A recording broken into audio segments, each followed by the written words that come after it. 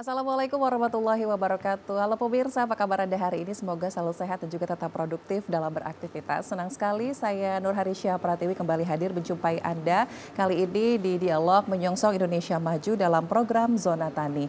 Di Zona Tani hari ini kita akan membahas tema yang begitu menarik pemirsa, yaitu mengenai penggemukan dan juga pembibitan sapi di Kota Palembang. Untuk membahas tema kita hari ini, kami sudah hadirkan narasumber ke studio TVRI Sumatera Selatan.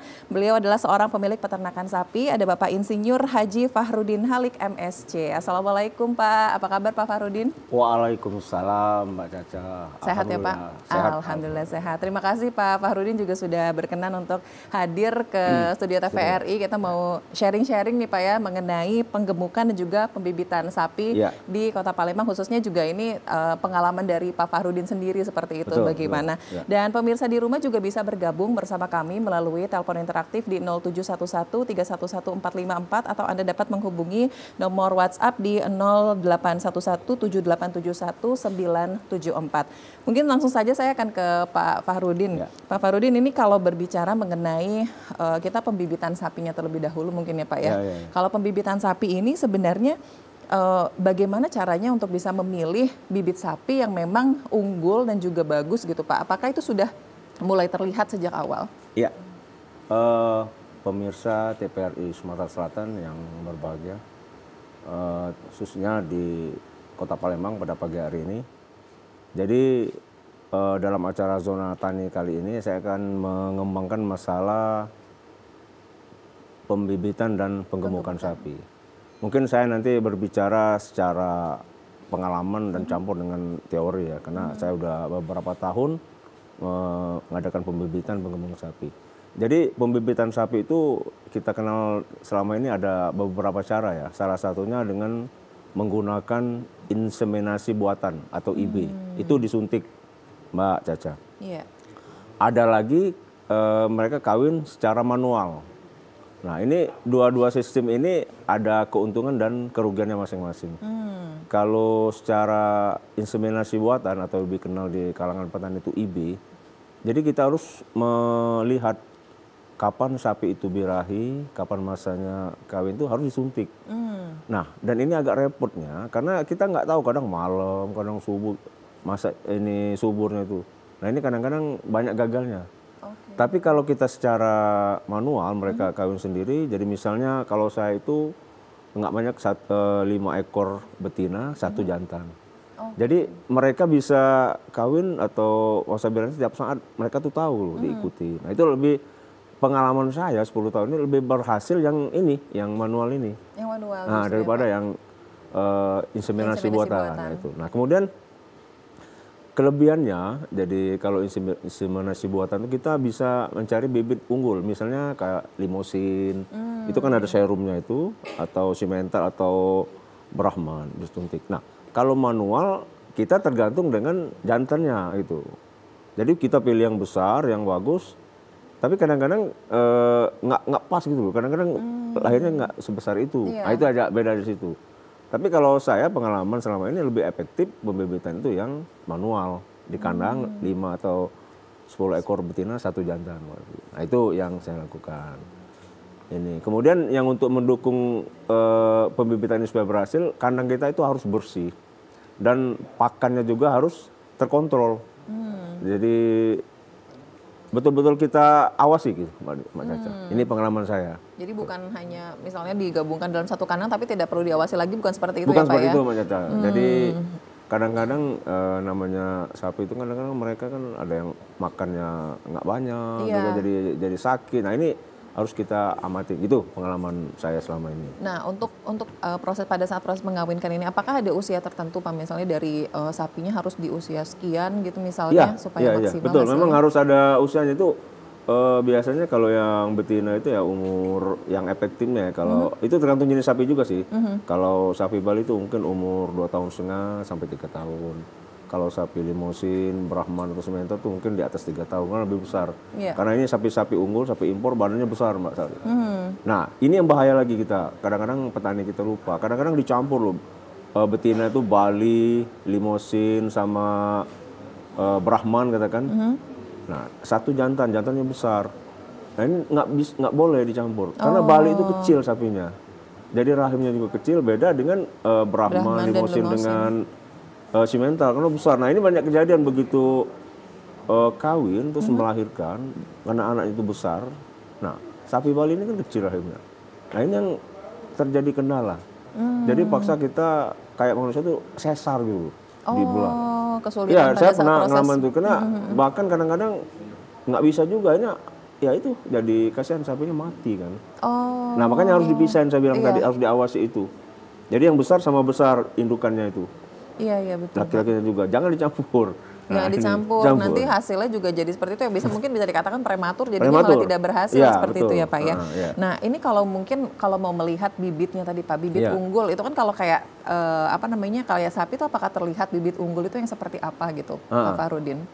Ya, jadi bibit unggul ini contohnya Limousin, Simmental, Brahman atau Angus, itu dari anakannya sendiri udah kelihatan besar, besar ya. Bobotnya tuh. Biasanya begitu berapa Pak lahir bobotnya tuh udah pada saat lahir? umur beratnya sekitar 50-60 kilo setelah lahir. Iya, besar tuh. Baru lahir ya Pak? Lahir, segitu. Dan itu mereka itu lahir, jatuh kan, itu dalam tempo sejam itu harus bisa berdiri. Karena supaya bisa menyusui induknya. Iya, betul. Nah kalau lebih situ kita harus bantu dengan pemberian susu sapi sendiri, manual nggak bisa. Jadi kalau yang sehat itu biasanya belum 1 jam dia udah berdiri, udah bisa nyusu ke induknya. Itu yang sehat? Yang sehat. Selama ini sepengalaman dari Pak Fahrudin, apakah ada yang misalnya tidak sehat tapi tetap pertumbuhannya bagus juga seperti itu Pak? Bisa juga Mbak Caca, jadi pernah kita sampai 1 hari itu anak itu nggak bisa berdiri. Nah jadi kita sediain susu khusus sapi. Ada itu, jadi kita impor dari Belanda tuh, nggak tahu mungkin sekarang udah banyak sih di Indonesia. Dan itu harus tiap 2 jam 3 jam harus kita kasih. Kalau nggak dia lemes mati jadinya. Nah itu betul-betul. Makanya saya di sini di acara ini saya gabung antara pembibitan dan penggemukan kan. Kalau penggemukan kita cuma ngasih makan kan. Nah jadi terlalu banyak waktu luang. Kalau pembibitan kita ngatur dia ini sapinya lahir gitu kan, pembersihan kandang gitu. Dan lebih produktif menurut saya. Kalau dari misalnya tadi jenis-jenis bibit unggul yang disampaikan oleh Pak Fahrudin gitu kan, itu kira-kira ada nggak Pak yang mungkin paling mudah proses pembibitannya tuh sampai yang paling sulit mungkin agak tricky atau agak butuh trik-trik khusus seperti itu? Jadi gini, ini kita nih di Indonesia ini kan ada 2 sapi secara gitu, sapi lokal, sapi impor. Nah, yang paling gampang itu sapi lokal, karena dia terbiasa bebas di alam dan kondisi kesehatannya mungkin lebih kuat lah ya, lebih kuat karena dia biasa liar gitu. Nah, tapi sapi lokal ini kelemahannya proses penggemukannya itu atau untuk membesarkannya itu lambat, Mbak Caca.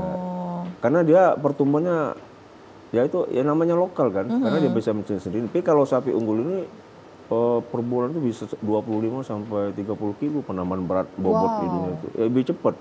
Nah, perkembangannya lebih cepat. Dan dari segi bisnis ini lebih menguntungkan. Karena dia umur 2 tahun 3 tahun itu udah besar sekali.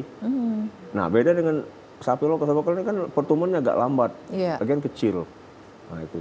Jadi kalau kita perbandingkan biaya yang kita keluarkan, pakan kita keluar itu nggak sebanding dengan kenaikan berat badannya ini. Kalau yang lokal. Tapi kalau yang unggul signifikan ya dengan yang kita berikan makanan itu terhadap bobotnya. Makanya kenapa sekarang mayoritas juga memang sapi unggul orang biara ya, Pak? Nah itu ya. Dan sapi lokal ini kan sebenarnya karena biasa hidup di liar dia itu apalagi sekarang musim banyak penyakit sapi itu lebih enak dia, lebih kuat loh. Daripada sapi-sapi unggul dan sapi-sapi Bali ini. Nah di antara jenis-jenis ini yang paling lemah tingkat kesehatan itu sapi Bali. Sapi Bali justru paling lemah Pak? Paling rentan itu. Sekarang ini kan lagi marak penyakit PMK, penyakit mulut dan kuku kan kulit segala macam itu banyak lah sekarang nih, jemberana itu sampai sekarang. Nah ini yang sedihnya kita ini kayak PMK. Indonesia tuh dari tahun 1986 itu udah bebas. Tidak ada lagi di seluruh Indonesia. Di dunia cuma Indonesia. Jadi India, Brazil, Australia itu masih ada. Kalau ini sudah bebas. Nah ini mungkin saya nggak tahu ya apa karena kebijakan impor daging beku sekarang. Tahun 2022 kemarin masuk lagi ke Indonesia. Iya, dan viral juga banyak viral, yang itu. Banyak tuh jadi masalah. Betul. Nah ini untuk menghilangkan ini, bebas di Indonesia ini susah puluhan tahun tuh Mbak Caca. Ini yang kita sedihkan. Jadi perkiraan besar itu karena kita impor daging dari India, dari Brazil. Ini kan masuk bibit-bibit ini, virus ini. Kan ini virus itu. Nah sampai sekarang ini belum susah mau menghilangkannya. Walaupun kita Indonesia sudah punya vaksin PMK itu. Sebenarnya sudah ada ya Pak, sudah ada. Tapi penyebarannya masih. Ya dulu kan udah bebas, nggak ada sama sekali. Ini yang kita sedih. Soalnya agak saya alihkan sedikit, contohnya penyakit PMK ini ya, penyakit mulut dan kuku. Ini kalau kita lambat penanganannya, itu bisa mati, Mbak. Jadi gejala awalnya itu dia berbuih di mulutnya. Iya, betul. Nah, terus kalau kita biarkan semakin banyak, merambah ke kuku kaki. Jadi merah, kukunya lepas, nanti sapinya nggak bisa berdiri, udah selesai. Oh, jadi bisa separah itu ya Pak ternyata. Nah, jadi saran saya ke teman-teman sama peternak ini, jadi kalau gejala PMK itu dari awal harus kita segera tangani. Jadi misalnya dia udah punya buih-buih di mulut, harus cepat kita selesaikan, ada disinfektan itu kan. Iya. Kan ada lagi obat, nah ini secara medis banyak belum tahu, ini tradisional saya pakai Choline 5 Plus itu yang obat untuk sakit gigi. Kita semprotkan. Harus cepat ditangani, jangan sampai banyak. Nah, insya Allah yang saya selama ini nggak akan berkembang lagi. Karena saya waktu musim kemarin 2002 tuh saya nggak kena. Nggak terkena ya Pak ya, alhamdulillah. Nah tapi itu tadi harus kita intensif. Orang masuk disemprot pakai disinfektan, mobil, karyawan, dan nggak boleh nerima orang yang dari kandang lain mau ke kandang kita. Atau orang luar masuk. Harus steril jadi steril, Pak betul. Ya. Karena virus Mbak, virus ini dia diterbangkan angin. Nah ini yang susah. Jadi misalnya Mbak Caca udah pernah ke kandang orang lain, ke kandang kita, mungkin tiup angin nempel kan, cuma kita dia terbang lagi nempel ke sapi. Ah itu. Nah ini pengalaman saya, jadi secara teori itu kan situ ya yang pengalaman. Jadi benar-benar harus steril seperti itu supaya kesehatan sapinya juga terjaga. Nah kalau kembali lagi nih kita ke pembibitan ini Pak ya, pembibitan ini sebenarnya dari setiap masing-masing sapi, jenis sapi ini karena berbeda-beda tadi kan Pak ya, apakah ada perlakuan khusus mungkin khususnya jadi memang hasilnya nanti maksimal gitu pada saat mulai dari pembibitan sampai dengan penggebukannya?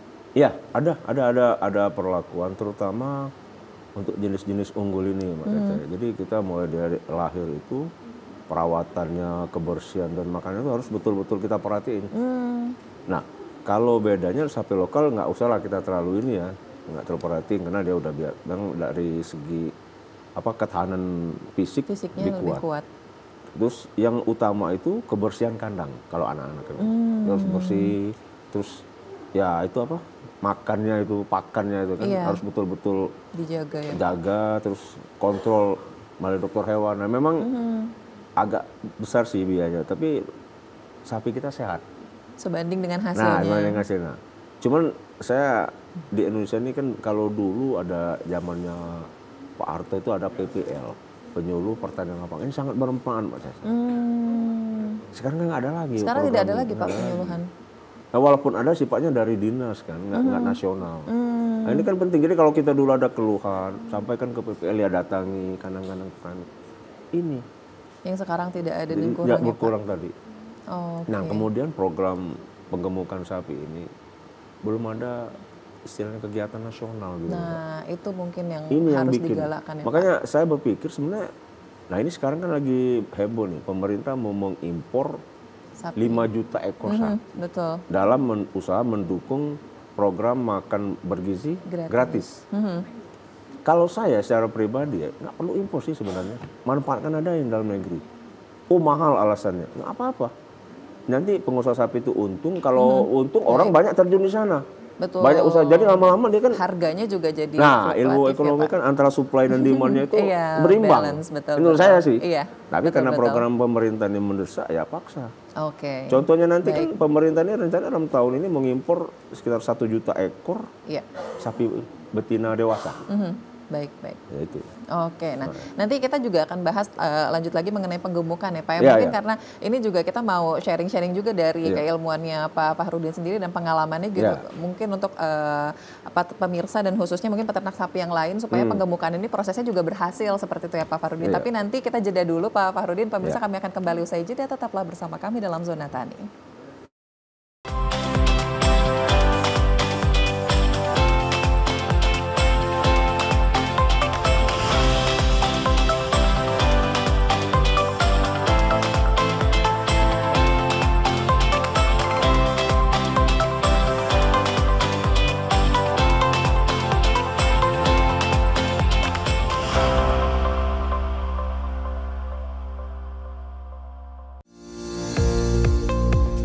Salah satu program Kementerian Pertanian Republik Indonesia dalam meningkatkan swasembada pangan dan menuju lumbung pangan dunia 2045 adalah melahirkan petani milenial, petani berusia 19 sampai 39 tahun, dan atau petani yang adaptif terhadap teknologi digital.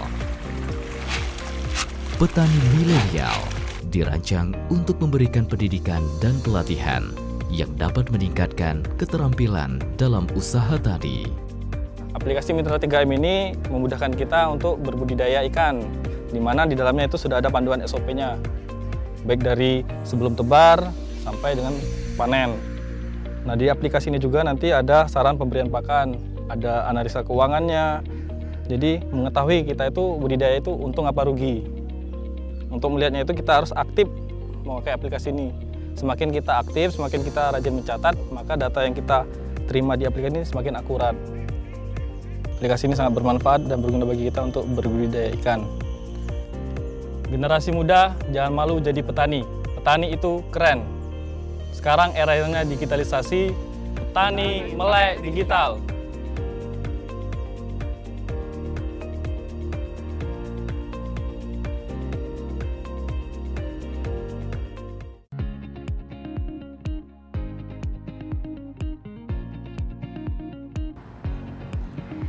Tak hanya memberikan informasi terkini, sebagai media pemersatu bangsa, TVRI Sumatera Selatan juga menjadi media pembelajaran yang berdampak positif bagi tumbuh kembang anak-anak.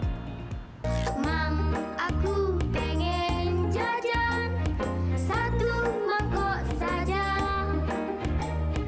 Jangan 1 mangkok saja, aku mau juga. Kalau kamu makan di mana saja, ingatlah sampahnya. Kalau kamu makan, ingat sampahnya.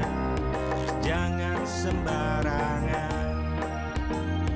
Jangan sembarangan. Makasih Bang. Ya, makasih Bang.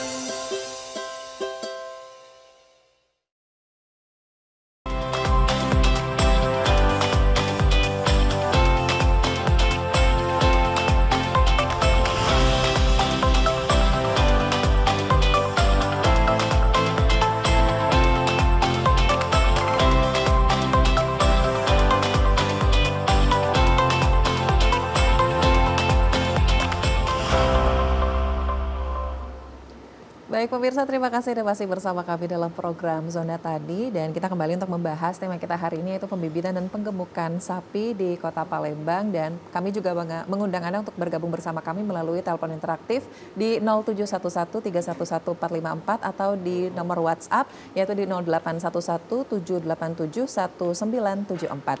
ini kita tadi sebelum promo juga sudah masuk nih Pak, ada WhatsApp yang masuk dari pemirsa yang mau tanya langsung ke Pak Fahrudin. Ini dari Ibu Ranti di Palembang, mau tanya katanya, untuk memilih sapi dengan bibit unggul, bagaimanakah caranya dan yang dapat berkembang di Palembang jenis bibit unggul apa aja nih Pak Fahrudin? Silakan Pak. Iya. Terima kasih Mbak Ranti ya. Mbak Ranti. Mbak Ranti ya. Jadi ini pertanyaan bagus nih. Jadi gimana memilih bibit sapi yang unggul dan jenis-jenis sapi apa? Jadi saya di jenis sapinya dulu. Jadi benih unggul yang banyak di daerah kita Sumatera Selatan ini itu satu limosin. Sapi limosin. Kedua simental. Kemudian ketiga itu Brahman. Keempat Angus. Itu yang banyak ya. Mungkin ada lagi Brangus, tipe-tipe. Tapi yang ini yang empat ini yang dominan. Nah, sapi-sapi ini sapi unggul dari anakannya itu udah lahir udah besar dia. Nah, itu jadi ini cara memilihnya ya. Kita lihat berdirinya. Jadi anakan sapi itu kalau lurus kakinya tegak enggak bengkok ini, itu yang bagus. Jangan bilang bengkok kakinya tuh, keempat kakinya. Waktu masih anak-anak itu. Kukunya harus gini, Mbak. Terus. Itu salah satu. Kemudian kita lihat di tengkuk lehernya sini. Kalau yang bagus itu dia kayak apa? Leher beton gitu. Nah, ini tradisional cara pemilihan ini. Nah, kemudian ada lagi kelaminnya itu harus dua kan, kadang-kadang satu. Kalau yang satu nggak besar deh. Nah, ini cara-cara tradisional dan memang pas ini. Saya kalau milih sapi gitu, yang terutama yang kaki itu tegak, jangan yang tegak. Nah ini terutama jenis limosin simental. Kenapa? Karena kalau kakinya dari kecil udah mulai bengkok gini, Mbak Caca, karena bodinya kan besar badan itu. Jadi dia kalau besar dia nggak mampu nampung ke berat badannya itu. Tapi kalau yang lurus dia jadi tegap dulu. Sapinya lebih kokoh ya Pak ya. Nah ya itu. Ya kira itu Mbak Ranti. Ya tentu yang lain kan kesehatannya harus kita perhatiin gitu. Itu jadi memang harus dari kesehatannya, kandangnya juga terjaga gitu ya Pak. Nah ini ada satu lagi juga dari Pak Agus di Oki nih Pak Fahrudin. Upaya penggemukan sapi, adakah persyaratan khusus yang harus diketahui oleh peternak sapi agar sapi-sapinya ini lebih sehat dan juga berkualitas? Khususnya mungkin untuk di daerah nih Pak. Terima kasih Pak Agus di Oki. Jadi memang memilih bibit itu harus syarat, kita nggak asal beli gitu. Tadi udah saya jelaskan di atas, yang harus kukunya tegak, kesehatannya, dan jenis bibitnya. Jadi kalau kita mau, misalnya di Sumatera Selatan ini paling banyak tuh sapi Bali loh Mbak Caca. Oh justru paling banyak sapi Bali. Jadi kita beli yang sehat, yang kukunya tegap, kemudian bodinya tegap itu kan. Jangan yang kecil, yang harus sehat itu. Dan tadi nanya syarat, ya persyaratannya itu harus sapi itu dalam keadaan sehat. Jadi misalnya kalau kita beri di luar daerah, katakanlah luar Samsel, itu harus kita karantina dulu, ambil sampel darahnya, dicek di balai itu. Karena kita nggak tahu kan penyakit misalnya jemberana itu bisa ketahui di darahnya itu. Nah jemberana itu penyakit umum sapi Bali yang sampai sekarang belum ada obatnya, Mbak Caca. Jembrana, Pak? Iya, jadi tegak, tahu-tahu kejang-kejang. Beberapa menit roboh. Oke. Nah ini ada telepon masuk, Pak. Silakan, kita angkat dulu ya Pak Fahrudin ya. Halo. Zona Tani dengan siapa di mana, Pak? Pak Datum Jalur. Dengan Pak siapa, Pak? Pak Datum. Oh, Pak Datun. Baik, silakan pertanyaannya untuk Pak Fahrudin, Pak. Ya, terima kasih. Ini saya usah menanyakan di antara sapi Bali dengan sapi lokal itu untuk daerah Banyuasin mana yang terbaik yang kita pelihara? Satu. Dan yang kedua, pakannya itu dalam satu ekor sapi itu berapa banyak sih, Pak? Oke, itu saja Pak. Ya. Oke, baik. Terima kasih Bapak atas pertanyaannya. Langsung dijawab ini sama Pak Fahrudin. Untuk di Banyuasin tadi Pak, antara sapi Bali atau lokal itu bagusan yang mana?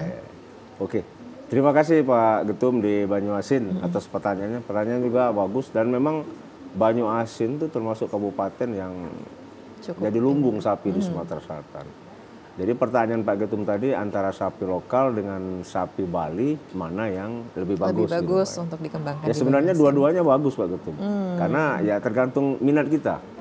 Jadi kalau ada antara sapi lokal dan sapi Bali itu ada kelebihan dan kekurangannya masing-masing. Maksudnya di Banyuasin Pak ya.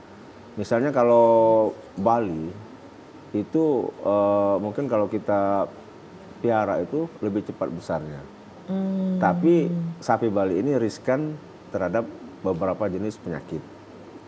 Kalau sapi lokal, dia mungkin pertumbuhannya agak lambat dibanding sapi Bali, tapi dia dari segi penyakit lebih kuat gitu, tidak serentan sapi Bali. Dan kalau saya lihat ada beberapa teman juga di Banyuasin itu ya tergantung keinginan peternaknya. Aku mau piara sapi itu lebih bagus. Dua-duanya bagus sih menurut saya Pak. Di antara Bali dan ada kelebihan dan kekurangan masing-masing. Nah, terus pertanyaan kedua tadi masalah pakan untuk 1 ekor itu biasanya itu berapa? banyak. Nah ini itu tergantung bobotnya Pak Gekun atau besar kecilnya sapi. Jadi nggak bisa kita pukul rata kan. Yang jelas Pak Gekun, jadi untuk pakannya itu harus ada hijauan atau dalam pengertian sini rumput-rumput itu harus, karena kayak kita tuh mungkin untuk sayur gitu. Iya. Jadi di samping itu kita buat juga konsentrat di samping rumput nih. Konsentrat tuh bisa dari ampas tahu, bonggol jagung dan mungkin onggo kan. Kreativitas kita lah. Itu harus dua-duanya kita kasih dan itu tadi jangan lupa hijauan, itu rumput-rumput, misalnya rumput gajah, pakcong atau yang rumput-rumput biasa itu yang harus kita kasih. Nah, kita nggak bisa nentuin, ada sih kriterianya, tapi saya daftar itu, tapi karena Pak Kekunanya umum, jadi nggak bisa jawab, tergantung beratnya. Jadi beratnya sekian, ada kriteria-kriteria itu Mbak Caca. Oke. Nah, demikian Pak Ketum secara garis besarnya ya. Pak Ketum ya tadi, semoga ini juga bisa membantu nih proses dari penggemukan dan juga pembibitan di Banyuasin ya Pak ya. Betul. Oke, nah ini kita kalau masuk ke penggemukan nih kali ini Pak Fahrudin, ini sebenarnya kalau penggemukan tadi tantangannya memang dari sapi lokal dan juga sapi impor ini sendiri apa sih Pak sebenarnya mungkin yang biasa Bapak hadapi seperti itu? Betul Mbak Caca. Terima kasih Mbak Caca. Jadi gini, penggemukan sapi ini memang penting Mbak ya, penting, dan inilah jalan kita untuk memproduksi sapi lebih banyak. Kalau kita nggak ada program ini agak susah kan. Jadi penggemukan sapi ini ada beberapa sistem ya. Pertama sistem dry lot fattening. Ini mungkin bahasa asingnya, jadi Indonesia mungkin sapi ini dilepas di kandang gitu, diberi beberapa pakan ternak. Itu namanya dry lot fattening. Kemudian ada lagi sistem pasture fattening ya, setelah penggemukan. Jadi sapi ini diliarkan di padang pengembalaan. Jadi bedanya kita pagi-pagi ini yang selama ini dilakukan oleh masyarakat kita. Pagi-pagi sekitar jam 10 lah ya. Karena kenapa jam 10? Karena kalau pagi-pagi ada embun, rumput tuh kurang baik untuk kita lepas di padang pengembalaan. Sore dia cari makan sendiri dulu. Sore kita masukin ke kandang lagi. Nah, kalau sistem tadi dry lot fattening itu, sapi itu kita nggak lepas di kandang. Di kandang ya Pak? Di kandang. Jadi kita kasih makan rumput, dikasih konsentrat, berbagai macam itu. Nah ini kalau yang saya tahu selama ini lebih cepat besarnya. Oh justru yang di kandang yang lebih cepat? Karena mereka nggak kemana-mana, makan, tidur. Bangun, makan lagi. Nah ini kasarnya gitu ya. Jadi nggak banyak bergerak kan, diikat. Di kandang nggak ikat, nggak banyak. Nah jadi itu, jadi logikanya dia lebih cepat besar. Energi yang dikeluarkan nggak banyak. Nggak banyak. Makan tidur kerjaan. Nah, kalau yang ini dilepas. Ada lagi sistem ketiga itu gabungan dari dua ini. Oh di mix ya Pak? Jadi mix. Jadi pagi-pagi mungkin dia dikasih konsentrat, segala macam itu. Siang dia lepas Mbak Sari, itu Mbak Caca. Sore maka masukin kandang lagi. Nah ini bagus nih kombinasi ini. Bagus juga nih sama kayak penggemukan tadi. Jadi sapinya itu ada gerakan, tapi nggak terlalu banyak kan. Nah, gitu. Ada sistem penggemukan di Indonesia. Nah pertanyaannya mana Pak misalnya yang paling bagus? Ya kalau saya, ya karena selama ini saya di kandang nggak dikeluar ya yang di kandang ini. Soalnya kalau dilepaskan, kecuali kita punya ini loh, punya berapa hektar ladang pengembalaan rumput, itu menurut lepas. Kalau nggak, kita resiko ya sekarang yang kadang dicuri kan. Itu banyak benar itu. Nah ini beberapa kendalanya. Oke, nah ini kalau tadi dari penggemukannya kan salah satunya juga Bapak sampaikan tadi dari kebersihan kandang kan itu juga harus diatur dan diamati gitu ya Pak. Nanti kita akan bahas di segmen berikutnya Pak Fahrudin. Pemirsa jangan kemana-mana, Zona Tani akan kembali usai jeda berikut.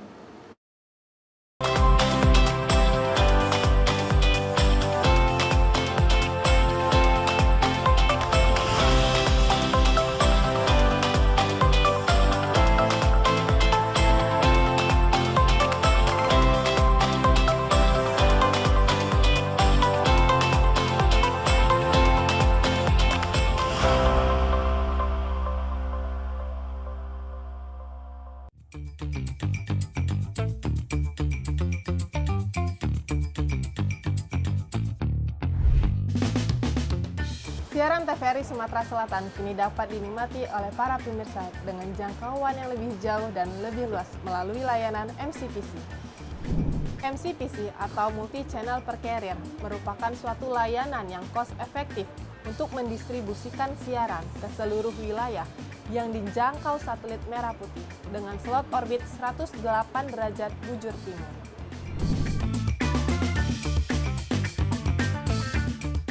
Dengan dukungan teknologi satelit yang handal, layanan MCPC memastikan siaran dapat diterima pemirsa dengan cepat dan efisien, sehingga mendukung TVRI Sumatera Selatan dalam meningkatkan jangkauan siaran dan memperluas pasar. Untuk mengakses siaran TVRI Sumatera Selatan melalui layanan MCPC, caranya mudah. Yang pertama, arahkan parabola Anda ke satelit Telkom 4. Lalu tambahkan transponder Telkomsat pada receiver Anda dengan memasukkan frekuensi TVRI Sumatera Selatan yaitu 3720 horizontal dan simbol rate 32.727. Yang terakhir, Anda tinggal scan transponder Telkomsat tersebut untuk mendapatkan siaran TVRI Sumatera Selatan. Siaran TVRI Sumatera Selatan siap Anda nikmati. TVRI Sumatera Selatan siap menjangkau dan memberikan program-program terbaik bagi para pemirsa. TVRI, media pemersatu bangsa.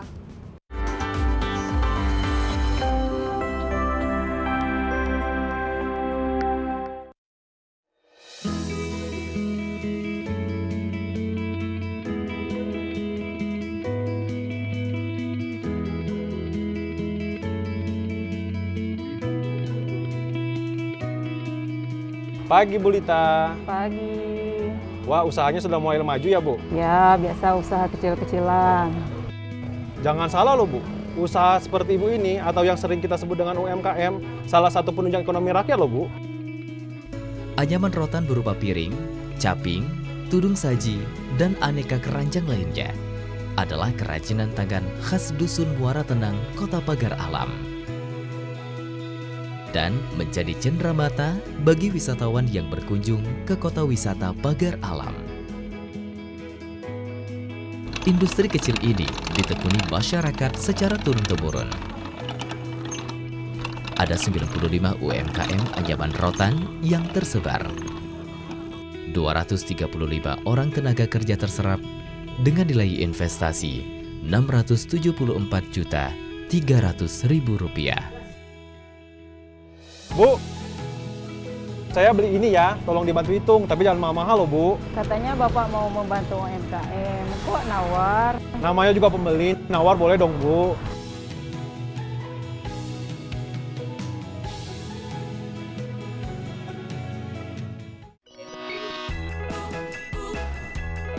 Mengajak Anda untuk bernostalgia ke masa lalu, mengukir kenangan lewat tembang-tembang yang merdu. Merangkai memori melalui alunan lagu. Temukan melodi abadi di setiap nada pada program Tembang Kenangan. Di sini, di batas kota ini, ingin ku tuliskan surat untukmu, biar engkau mengerti perjalanan hidupku di dalam menggapai cita-cita. Setiap hari Rabu pukul 21.30 waktu Indonesia Barat dan Minggu pukul 20 waktu Indonesia Barat. Hanya di TVRI Sumatera Selatan.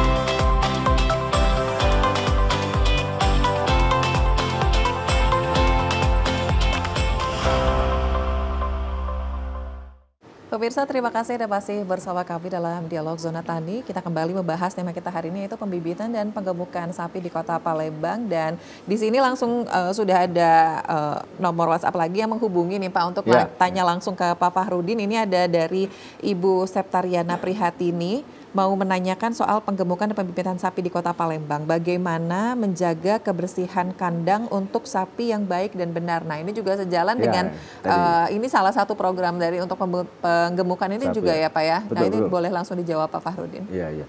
Terima kasih Ibu Septariana Prihatini ya dari Palembang. Ini pertanyaan bagus ini. Jadi kunci dari penggemukan sapi itu salah satunya itu yaitu kebersihan kandang.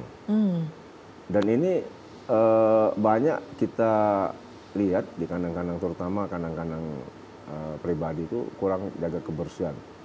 Jadi orang udah tahu jauh-jauh hari, bau katanya sapi. Itu rata-rata gitu.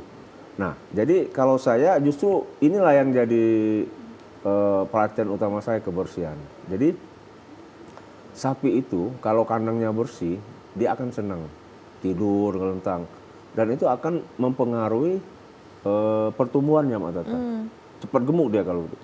Nah, jadi kalau saya itu sehari itu bagian sanitasinya ini, kebersihan itu 3 kali.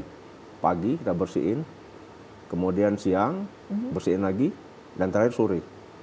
Jadi jangan sampai ada penumpukan kotorannya di situ. Iya. Nah, kemudian ada lagi tambahannya, saya di lantai itu saya taburkan serbuk yang halus, yang paling halus, yang bisa nyerap air kencingnya atau kotoran-kotoran di situ. Jadi dia terserap. Nah, ini akan mengurangi baunya, bau kotoran itu, bau kandang itu.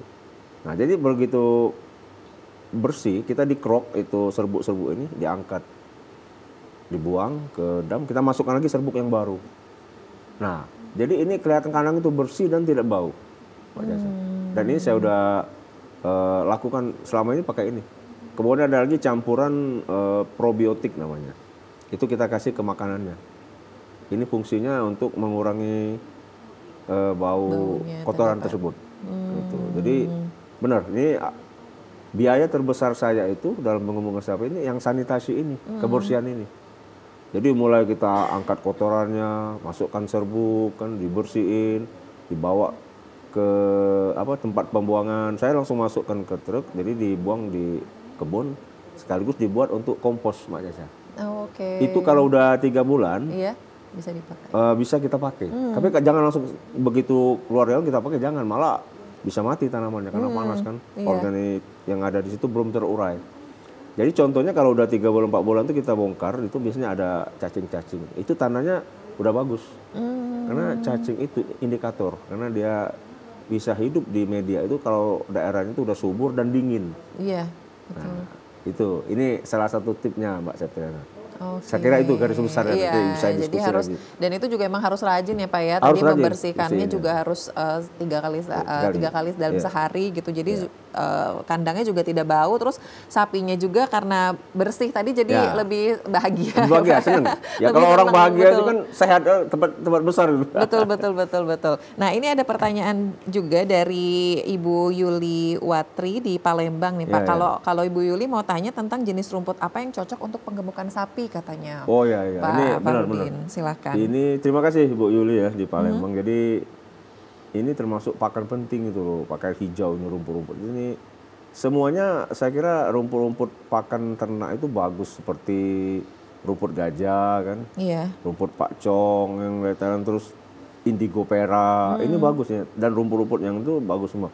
Jadi prinsipnya kalau penggemukan sapi itu kita jangan kurang ngasih hijauan ini, rumput-rumputan ini. Rumput-rumputnya. Karena ini sama kayak kita, mungkin sayur ya. Jadi untuk membantu proses pencernaannya ini, rumput-rumput. Dan rumput-rumput pakan ternak ini gampang kok, hidupnya gampang, ditanam langsung tumbuh, nggak sulit-sulit amat ya. Iya. Kecuali kayak indigo pera tuh butuh waktu mungkin sekitar 4-5 bulan, dia karena berupa pohon tumbuh. Tapi kita potong terus, nanti dia tumbuh lagi, potong lagi, tumbuh itu. Makin Itu keenakan. subur ya Pak. Dan indigo pera ini proteinnya dari jenis-jenis rumput itu paling tinggi. Kan ada bibitnya sekarang Pak, ada bibitnya jual. Dan kita sekali aja nanam, potong tumbuh lagi sih. Itu kelebihan indigo pera. Itu bukannya untuk sapi aja, kambing, bebek, langsung bisa makan itu, suka indigo pera aja. Nah kalau rumput gajah, rumput pakcong apa itu hanya sapi kan yang Iya, minat. betul. Itu jenis-jenisnya ya, untuk Ibu Yuli ya. Oke, nah kalau untuk konsentratnya sendiri Pak, kira-kira ada nggak yang benar-benar bikin maksimal untuk penggemukan sapi ini? Banyak, jadi konsentrat ini kita buat, misalnya kalau saya ya, yang sering saya pakai itu onggo. Onggo itu dari ubi yang dipres, ubi kayu dipres, terus dikasih makan. Kemudian ada lagi solid. Solid ini limbah CPO itu Mbak Caca. Jadi CPO yang dari asam itu kan ngendap itu. Iya. Nah endapan ini kita makan. Itu kandungan proteinnya tinggi. Tapi itu juga kandungan lemaknya tinggi. Nah jadi nggak boleh kan terlalu banyak lemak. Jadi kalau banyak lemak di daging itu banyak. Kalau kita potong daging itu putih-putih. Putih-putih gitu. itu ya Pak. Nah itu kan lemak kan. Nah, lemak. Nah, ini kalau masih itu kalau diberi makan terlalu banyak solid nanti kandungan itu. Nah untuk menetralisirnya kita kasih konsep kulit nanas. Karena nanas ini kan asam. Kalau saya nggak saya kasih dalam bentuk utuh, jadi saya istilahnya dicoper dulu, dihaluskan, digiling, campurkan dengan makanannya. Ini bentuk-bentuk konsentrat yang sering saya pakai. Kemudian ada lagi tuh kulit kopi. Itu bisa juga Pak. Enak tapi kulit kedelai, itu bagus. Terus bungkil kelapa, itu bagus. Tapi karena bungkil kelapa ini mahal kan, tapi nggak terlalu banyak kita kasih itu bungkil kelapa. Ada lagi bongkol jagung, itu yang jagung diambilnya ini, kalau ini nah bongkolnya digoreng, itu bagus juga. Pokoknya kalau kita mau memanfaatkan yang sekitar kita ini, piaran sapi ini enak loh Mbak. Karena kalau kita beli dalam bentuk konsentrat kan mahal, per karungnya itu yang berat ada yang 50 dan 100 kilo, cuman berapa ekor sapi. Kalau kita buat sendiri gini untuk ribuan, lebih 40-50% kita bisa lebih hemat. Betul. Jadi yang mungkin dipikirnya limbah ternyata bisa bagi sapi sangat benar. Contohnya betul. ampas tahu itu kan limbah. 10 tahun yang lalu nggak ada orang mau tuh apa. Iya. Sekarang itu gila-gilaan harganya, satu karung bisa 25 sampai 30 ribu. Wow. Ampas tahu. Iya, Bayangkan. Udah banyak yang paham. Nah makanya jadi ya, Pak. berebut orang ngambilnya. Ini kita angkat dulu telepon masuk Pak Farudin. Halo, Zonatani, dengan siapa di mana? Halo. Halo. Iya, waalaikumsalam. Dengan siapa di mana Pak? Pak Jae, Reoki. Oke, silakan pertanyaannya langsung Ya, untuk makanya Pak Farudin. ini apa namanya, ciri-ciri bibit sapi yang bagus itu yang kayak apa ya? Oke. Ciri-ciri bibit sapi ya Pak. Baik. Ya. Baik, itu saja Pak. Ya itu aja, makasih. Oke, baik, terima kasih Bapak. Oke, mungkin ini bisa di-review, diulang sedikit lagi Pak. Mungkin ketinggalan tadi Bapaknya. Boleh silakan. Oke, terima kasih Pak Jai. Jadi oke ya. Nanti mungkin saya ulangi lagi loh Pak Jai. Tadi ada sempat juga menanya masalah ciri-ciri bibit sapi yang baik ya Mbak ya. Jadi pertama kita lihat dari postur tubuhnya itu. Tegap kan. Dan biasanya punya leher tuh yang gemuk gitu. Mungkin orang bilang tuh leher beton gitu. Nah itu. Kemudian, nah itu tadi lihat kuku kakinya itu. Berdirinya tegap, lurus itu enggak. Jangan cari yang agak bengkok gitu loh Pak Jai. Lihat keempat kakinya tegap. Jadi kalau yang bagus tuh anakannya tuh tegap gini, lurus. Nah ini fungsinya kenapa harus lurus? Karena nanti dia akan bakal menopang bobotnya nanti besar. Iya. Tapi kalau dia udah mulai bengkok, tambah besar tambah gini lagi, jelek jadinya. Nah itu kuncinya yang biasa. Kemudian ya itu tadi bentuk lehernya, kemudian alat kelaminnya itu kan sering satu. Nah kalau satu nggak akan besar dia, harus dua. Nah terus kalau sapi-sapi lokal biasanya dia nggak bisa ini Pak. Jadi kita cek ya, misalnya kukunya tadi, bentuk badannya itu, dan Yang penting sebelum beli itu Pak Jai kita cek kesehatannya itu Pak Jai. Kita cek sampel darahnya, terus udah divaksin belum, itu syarat-syaratnya gitu Pak. Demikian Pak Jai, semua udah ngerti itu. Baik, terima kasih Bapak sudah dijawab. Ini juga dari Banyuasin ini ada lagi yang nanya nih Pak, itu kendalanya biasanya yang sering Bapak hadapi khususnya untuk dalam proses penggemukan sapi ini apa saja, tapi jangan dijawab dulu Pak Fahrudin, kita jawab di segmen berikutnya. Pemirsa tetaplah bersama kami, Zona Tani akan kembali usai jeda berikut.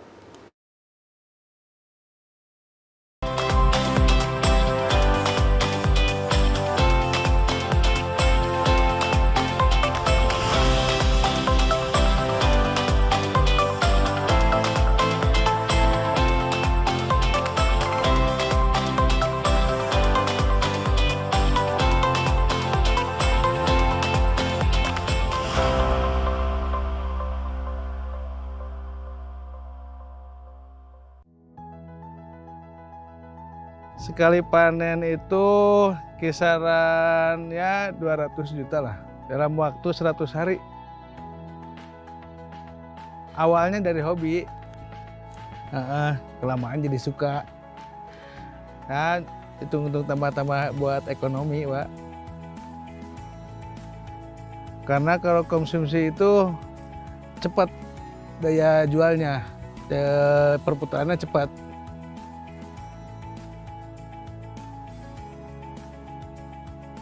Hasil modal sama itu ya, sama laba ya, kisaran 200 juta tuh. Ya kalau modal kisaran 120-an lah. Kalau masalah ekonomi alhamdulillah lah, cukup lah buat anak istri. Tipsnya mulai dari tanam itu pengapuran, tabur garam, kolamnya 1 bulan itu 2 kali ganti air. Kasih pakan secara teratur sehari 3 kali kalau saya.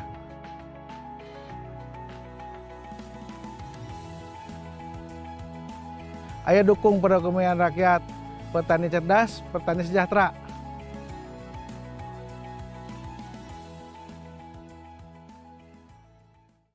Kehidupan saya dulu, ya boleh dibilang mapan dan mencukupi. Pa, ya, celananya.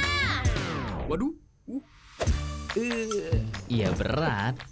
Hati-hati dong Mas. Tapi harus dijalani demi anak dan istri. Pemandangannya bagus banget ya. Iya, bagus banget. Pengennya sih berbuat sesuatu yang lebih. Makannya yang bener ya. Iya.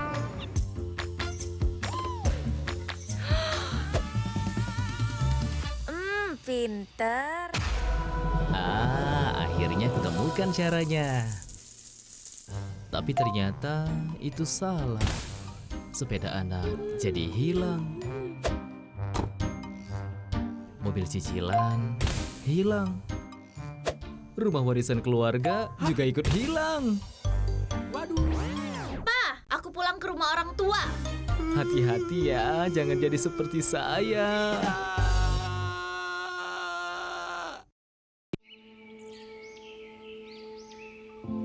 Taman Nasional Tanjung Puting. Disinilah lokasi kami tinggal dan hidup. Hutan hujan tropis di Kalimantan adalah rumah bagi kami, orang utan. Orang utan ini adalah yang satu-satunya peninggalan nenek moyang kita dan sangat disayangkan apabila kita tidak melindungi dan mengetahui apa sih orang utan itu. Kita harus melindungi dari kepunahan dan untuk menjaga kelestariannya. Jagalah kami dari kepunahan, agar tak hanya dongeng yang menjadi warisan.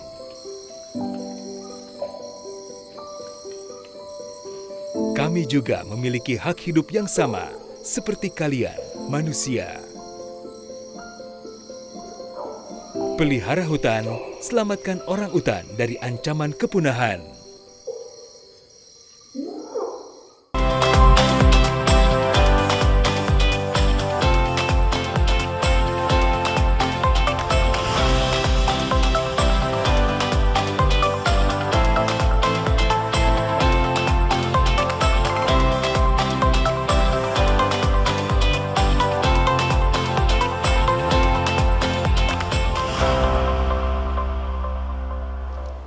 pemirsa, terima kasih Anda masih bersama kami dalam Dialog Zona Tani dan kita kembali berbincang dengan Pak Fahrudin. Tentunya tadi sebelum kita promoin, sebelum kita jeda ada pertanyaan dari Bapak Andi di Banyuasin nih Pak.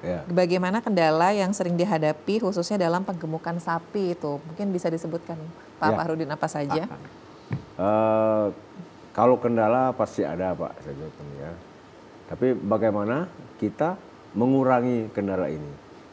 Kalau sekarang ini mungkin karena banyak penyakit, ya itu penyakitnya itu yang paling kendala yang utama sekarang ini Mbak Caca. Karena mulai ada penyakit PMK, kulit, bentol-bentol itu, dan jimbrana kalau sapi Bali.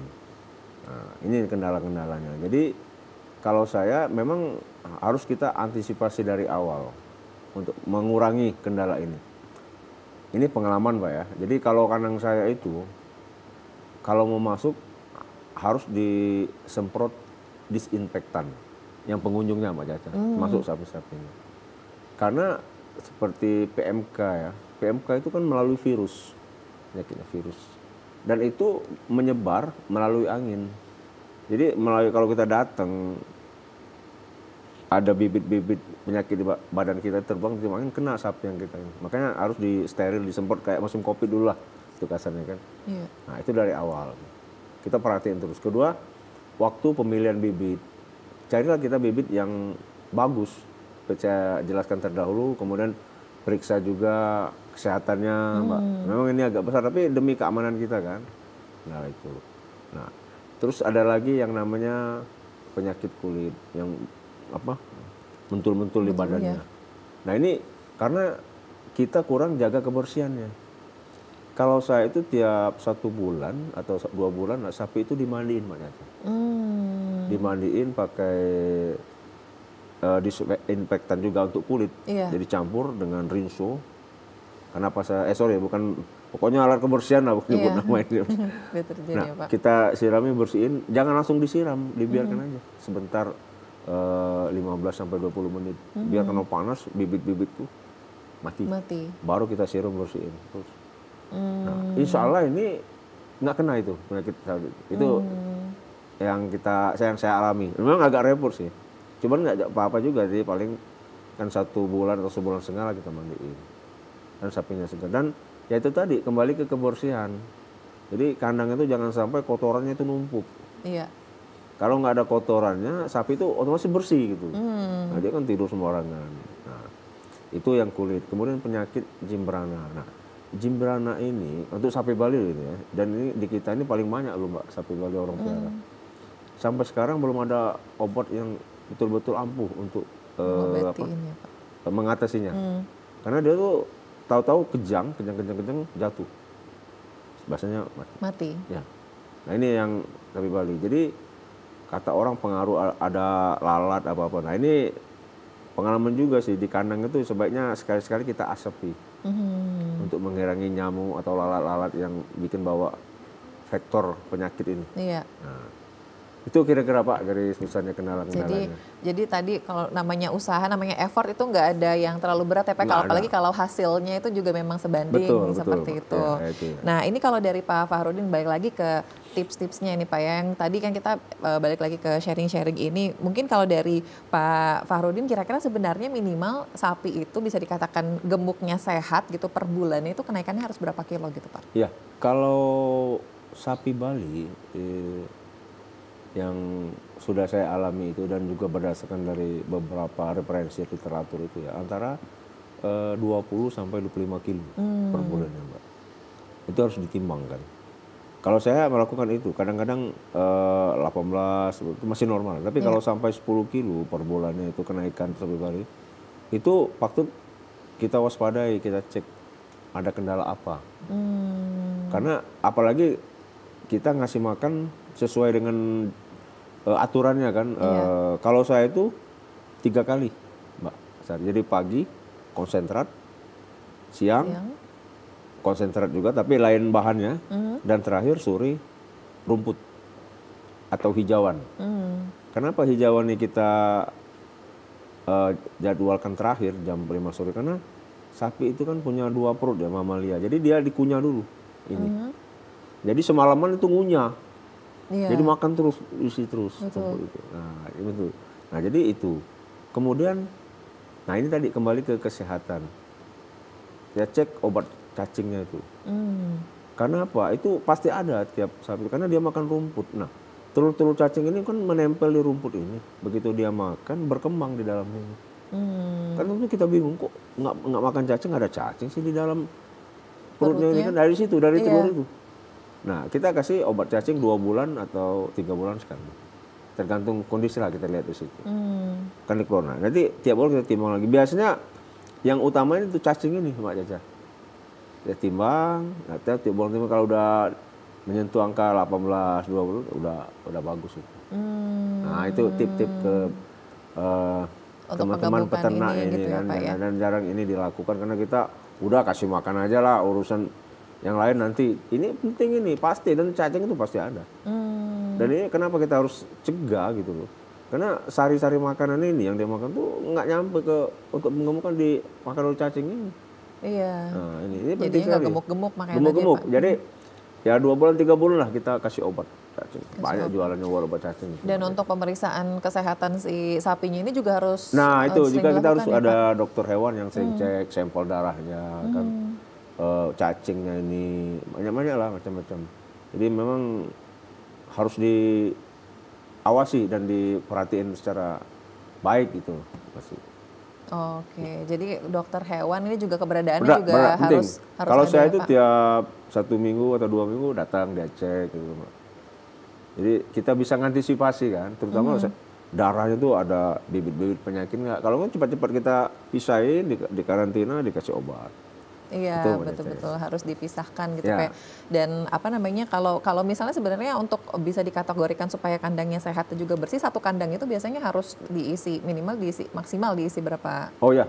Ternak, Jadi nanti kandang sapi ini ada beberapa tipe, Mbak Caca. Ada orang kalau saya itu kalau untuk pembibitan ya itu 10 ekor atau 5 ekor yang betina, 1 jantan. Tapi kalau untuk yang penggemukan itu bisa sampai beratus-ratus ekor, karena kita posisinya disusun, posisi sapi itu nggak ditumpuk. Iya. Gitu ya. Oke, jadi memang benar-benar tidak yang berlebihan ya Pak ya, jumlahnya dalam satu kandang gitu. Jadi otomatis kan kebersihannya juga bisa dijaga. Mungkin sebelum kita menutup perbincangan kita hari ini, dari Pak Fahrudin bisa memberikan sekali lagi pesan-pesan khususnya untuk pemirsa yang menyaksikan hari ini. Banyak juga nih Pak ternyata rekan-rekan peternak sapi yang ada di Sumsel juga. Silahkan Pak Fahrudin. Ya, terima kasih Mbak Caca. Jadi kita buat resume kesimpulan dari acara kita hari ini ya. Pertama dari segi pembibitan sapi ya Mbak, awal tadi. Jadi pilihlah bibit-bibit sapi itu yang sehat.